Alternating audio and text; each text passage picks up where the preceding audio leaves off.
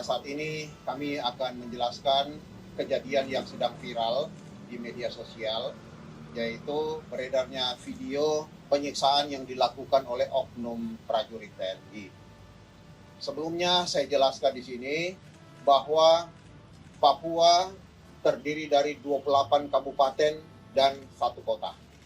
Dari 28 kabupaten dan 1 kota itu, yang kerap terjadi gejolak adalah Kabupaten Yahukimo, Pegunungan Bintang, Duga, Intan Jaya, dan Puncak.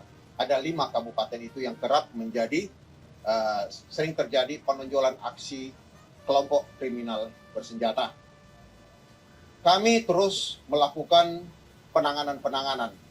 Setiap permasalahan kami berusaha untuk selesaikan dengan baik, menghindari terjadinya pertumpahan darah, menghindari terjadinya korban-korban yang tidak perlu. Karena seperti yang kita ketahui bahwa Papua adalah tanah damai, Papua adalah tanah diberkati, tidak boleh dilumuri dengan darah, tidak boleh diwarnai dengan kekerasan. Sehingga kami terus mengembangkan penanganan yang selaras dengan penanganan konflik Papua yang diharapkan oleh masyarakat Papua dan juga sesuai dengan standar internasional.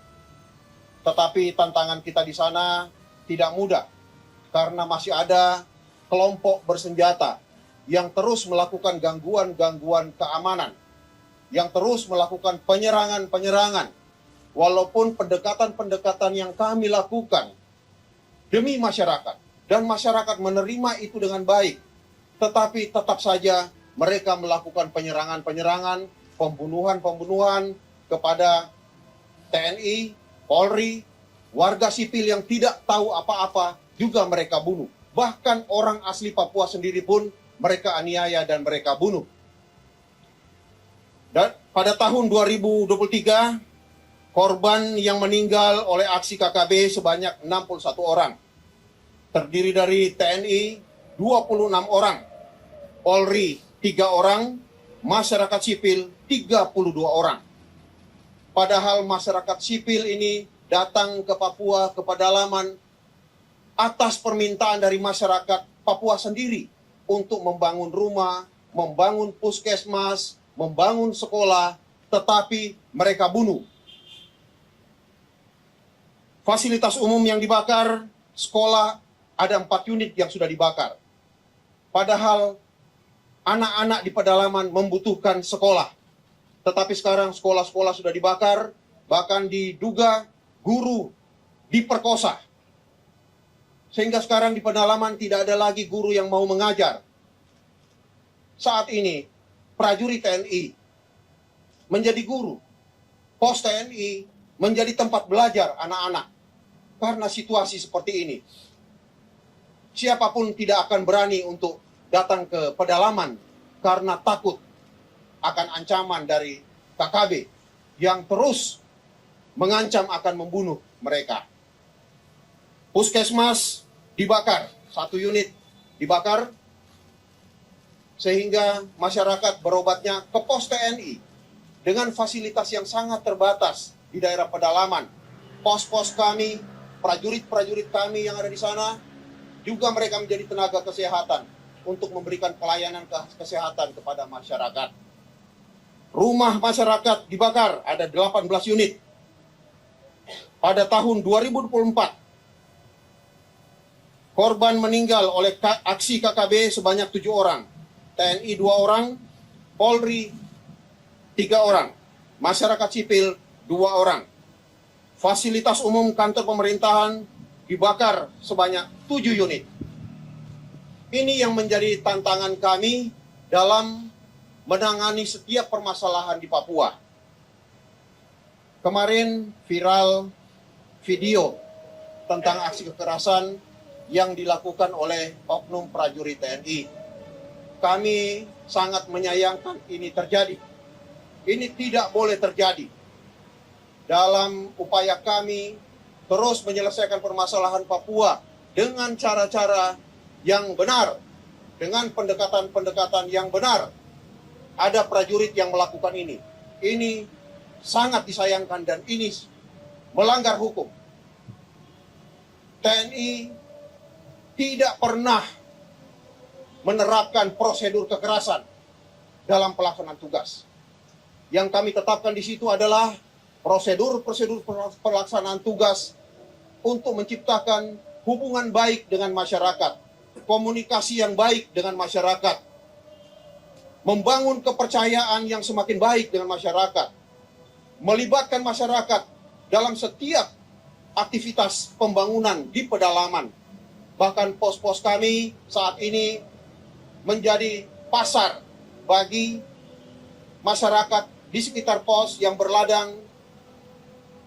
Apa yang mereka hasilkan dibeli oleh pos, karena memang pasar jauh dari tempat itu. Nah, ini sudah terjalin dengan baik, sehingga dengan adanya prajurit yang melakukan pelanggaran ini kami sangat menyayangkan ini terjadi. Pemeriksaan sudah dilakukan. Kami setelah menemukan bahwa video itu benar terjadi, maka Kodam 17 Cendrawasih sebagai TKP segera melakukan langkah. Yang pertama, kami membentuk tim investigasi yang saat ini sedang bekerja di Puncak Jaya, khususnya di daerah Ilaga, Gome, di mana TKP itu terjadi. Kita akan usut tuntas permasalahan ini. Apapun yang terjadi di sana akan menjadi bahan untuk proses hukum nanti. Tidak ada satupun yang boleh lolos dari sini.